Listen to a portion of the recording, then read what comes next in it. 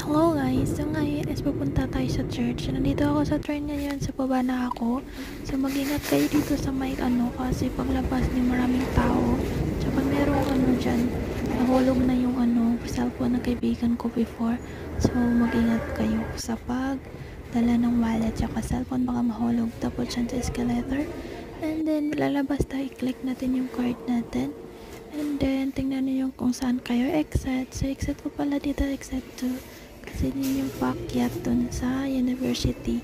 Kasi yung church namin is nasa loob siya ng university dito sa Sangyo. Nagre-rent lang po kami ng church ay ng venue dito sa Sangyo. Actually, matagal na to dito na church. Nagre-rent sila dito, medyo matagal na. So, ito pala siya, paakyat, nakakapagod. Actually, pero okay lang, exercise na din, masanay ka rin.